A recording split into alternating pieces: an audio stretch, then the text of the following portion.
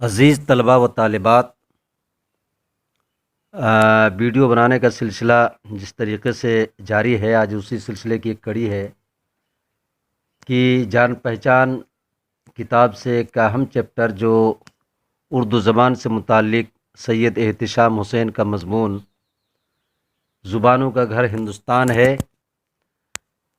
اس chapter سے متعلق اختصار کے ساتھ آج اس ویڈیو میں پیش کیا جا رہا ہے۔ انشاءاللہ امید ہے کہ اس ویڈیو سے آپ کو کافی فائدہ ہوگا۔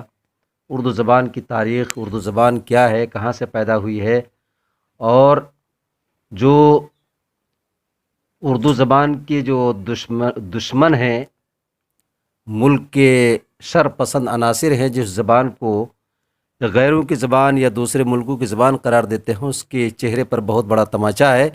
ایسا نہیں بلکہ اردو زبان کا لب و لہجہ، اس کی شکل و صورت، اس کا رنگ روپ اسی زمین سے جڑی ہوئی ہے اور یہیں پلی بڑھی ہے، اور اسی سرزمین سے اس کو جو ہے وجود ملا ہے۔ یہ زبان کسی دوسرے ملک کی زبان نہیں ہے، بلکہ اسی زمین ہندوستان کی گھٹی سے، اسی سرزمین سے یہ پیدا ہوئی، اور یہیں سب کچھ اس کا رشتہ ہے۔ تو سید احتشام حسین یہ بنیادی طور پر تنقید نگار ہیں، اور ان کی شہرت تنقیدی مضمون میں کافی زیادہ ہو چکی ہے۔ یہ مارکسزم تحریک نظریہ اشتراکیت کے حامل تھے، اور اس طریقے سے ان کا سب سے بڑا کارنامہ یہ کہا جا سکتا ہے کہ ادب کو انہوں نے سماج سے جوڑ کر ایک نیا رشتہ قائم کیا، جو کہ اس سے پہلے کے تنقید نگاروں نے نہیں کیا تھا۔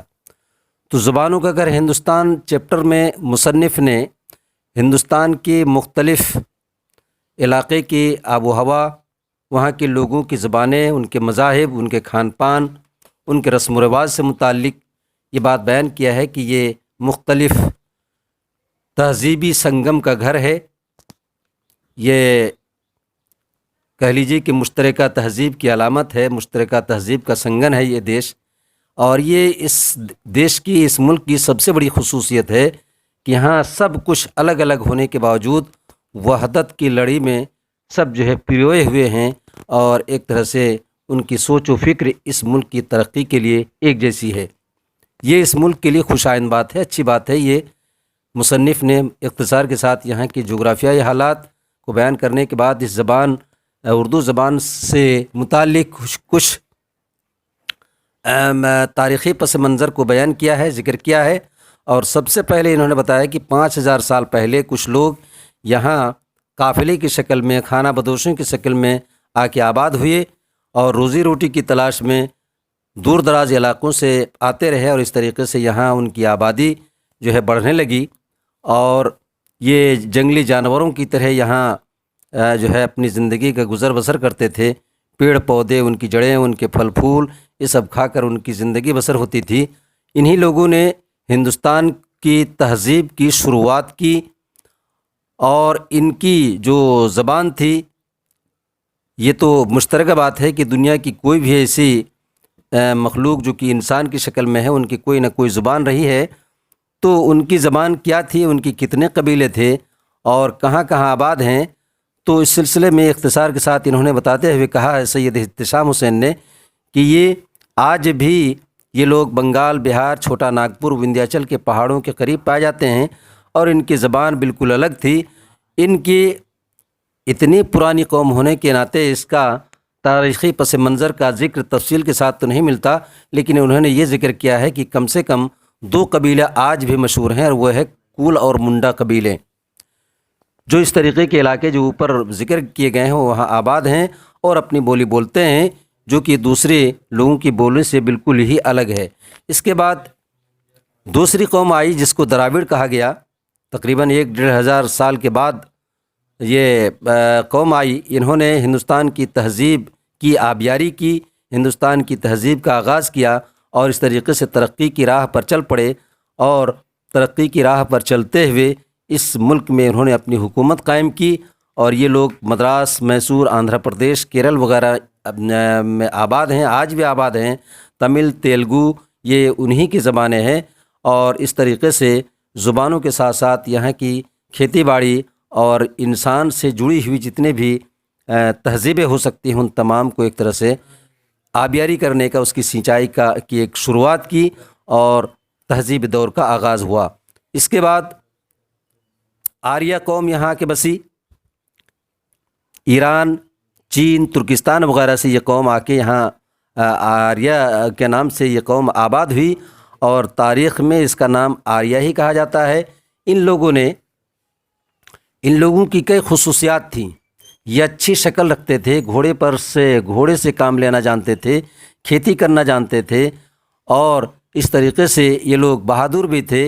इनके अंदर कई खुसूसियात थीं जिसकी बुनियाद पर इन लोगों ने द्राविड़ कौम के बाद जो आबाद हुई और कई इलाक़ों से एक होकर आबाद हुई, इन्होंने द्राविड़ियों को हरा दिया, उनको शिकस्त दी, मात दी और उत्तर भारत में अपनी हुकूमत कायम की।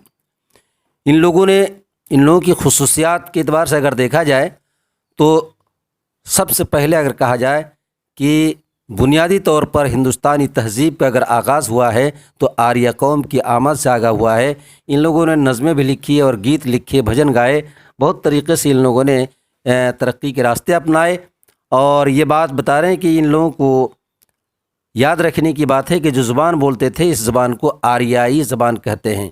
आर्याई ज़बान, आर्या कौम और उनकी ज़बान का नाम आर्याई, ये संस्कृत भी इसी की एक शाख है। संस्कृत जो कदीम हिंदुस्तान की ज़बान है उसी आर्याई ज़बान की एक शाख है। और इसके अलावा यूनानी, जर्मन, पुराने ज़माने की फ़ारसी और यूरोप की कई ज़बानें इसी आर्याई ज़बान की शाख हैं, ये कह लीजिए कि उसकी ब्रांच हैं।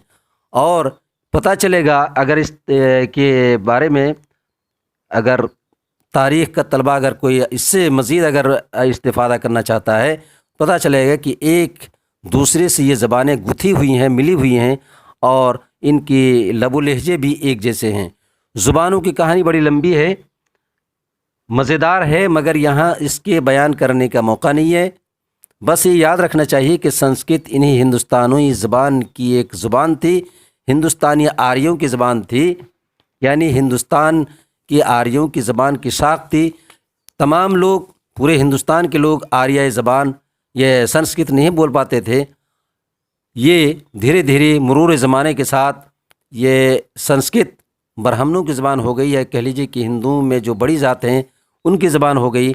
और अवामी ज़बान जो अवाम बोला करते थे वो थी प्राकृत। हिंदुस्तान के मुख्तलिफ़ इलाक़ों में अलग अलग प्राकृतें थीं और अलग अलग प्राकृतों से ये जो ज़बान थी ये अवाम की ज़बान रही है। अवाम उसी अलग अलग प्राकृतों में अपनी बोली बोलते थे, वो ज़बान बोलते थे। अब यहाँ बात रह गई उत्तर भारत की कि उत्तर भारत में जो आर्याई कौम ने अपनी हुकूमत कायम की थी, इसमें कौन सी प्राकृत थी जो कि यहाँ के अवाम बोला करते थे। तो आम लोग उससे दूर हो गए, यानी संस्कृत से। संस्कृत ऊंचे ज़ात के हिंदुओं की ज़बान होकर रह गई, आम लोग उससे दूर हो गए। ये लोग जो ज़बानें बोलते थे उनको प्राकृत कहते हैं। प्राकृत एक ज़बान नहीं थी बल्कि अलग अलग इलाक़ों की अलग अलग प्राकृत थी। हिंदुस्तान लंबा चौड़ा मुल्क तो है ही, किसी हिस्से में कोई प्राकृत बोली जाती थी, किसी हिस्से में और कोई। अब जब बुद्ध मत का मुकाबला करने के लिए साधु सनत पैदा हुए तो उन्होंने भी आम लोगों पर अपना असर डालने के लिए प्राकृतों में गीत और भजन लिख के धर्म कर्म की बातें कि इस वक्त दूसरी प्राकृतों या ज़ुबानों का जिक्र करने की ज़रूरत नहीं है। यहाँ मुसन्निफ़ ये ज़ाहिर करना चाहते हैं, बताना चाहते हैं कि उर्दू कहाँ पैदा हुई, उसका जो हकीकत है, उसका जो हिस्ट्रिकल फैक्ट है वो क्या है, उसको बताना चाहते हैं। इसीलिए बता रहे हैं कि उत्तर भारत में जो प्राकृत बोली जाती थी हमें उसी से काम है। उसी प्राकृत को शोर सीनी कहते हैं। शोर सीनी उत्तर भारत में बोली जाने वाली प्राकृत का नाम है और यही प्राकृत अवाम की ज़ुबान थी। इसी के पेट से दो भाषाएं पैदा हुई जिनको हिंदुस्तानी, हिंदी और उर्दू कहते हैं। और अमीर खुसरो ने इन्हीं दोनों ज़बानों को हिंदवी नाम दिया था और इस तरीके से उर्दू ज़बान की तारीख़ का जो आगाज़ हुआ इसी तरीके से हुआ। इसके बाद बता रहे हैं बंगाली, मराठी, गुजराती, पंजाबी, सिंधी, आसामी, उड़िया भी हिंद आर्याई ज़बानें हैं, जिसको नई हिंद आर्याई ज़बानें कह सकते हैं। ये भी तारीख़ का एक दिलचस्प इत्तेफाक है कि जब मुसलमान हिंदुस्तान में आए तो उनकी ज़ुबानों की भी तरक्की हुई। تو ان زبانوں کی بھی ترقی ہوئی۔ مسلمانوں کی آمد کے بعد جو مسلمان بڑے لمبے عرصے تک ہندوستان میں قابض رہے، حکومتیں ہوتی رہیں، تو اس زمانوں میں ایسے ادوار میں بھی اردو زبان کو پھلنے پھلنے کا موقع ملا۔ ان کی جو زبان تھی عربک اور فارسی، اس زبان کے الفاظ اردو کی زبان میں مل کر اس کا دامن وسیع تر ہوتا چلا گیا، اور اس طریقے سے یہ زبان نکھری، ابھری اور پلتے اور بڑھتے اس طریقے سے آج اس حد تک مقبول ہو چکی ہے کہ اس کے شعراء اور ادباء آج دنیا کے کونے کونے میں آباد ہیں۔ اگر اوپر لکھی ہوئی باتیں یاد رکھی جائیں تو آگے کہانی زیادہ سمجھ میں آئے گی، اور معلوم ہوگا مصنف کی بات ہے کہ 1000 سال کے بعد سے جو نئی زبانیں ہندوستان میں بولی جانے لگی، ان میں ایک اردو زبان بھی ہے۔ یہ زبان کہیں باہر سے نہیں آئی، نہیں بلکہ یہیں پیدا ہوئی، اور یہیں کے لوگوں نے اسے ترقی دی۔ اس کی بناوٹ، اس کا رنگ روپ ہندوستانی ہے۔ اگر یہ زبان کسی دوسرے ملک میں بھی بولی جانے لگے تو یہ وہاں کی زبان نہیں بن جائے گی، بلکہ ہندوستانی ہی رہے گی۔ اس طریقے سے یہ اعتراض اور اردو زبان کو کسی دوسرے ملک کی زبان قرار دینا یہ سراسر بے بنیاد ہے، جہالت ہے، اور اردو سے ایک دشمنی کی جو جہاں تک بات ہے وہ بات سمجھ میں آ رہی ہے۔ ہم اس سلسلے میں اگر مزید وضاحت چاہتے ہیں تو اردو کی تاریخ سے متعلق مولوی عبدالحق کی کتاب ہے، وہاں سے بھی استفادہ کر سکتے ہیں۔ آج ویڈیو یہیں تک ختم ہو رہا ہے، پھر انشاءاللہ آگے دیکھتے ہیں۔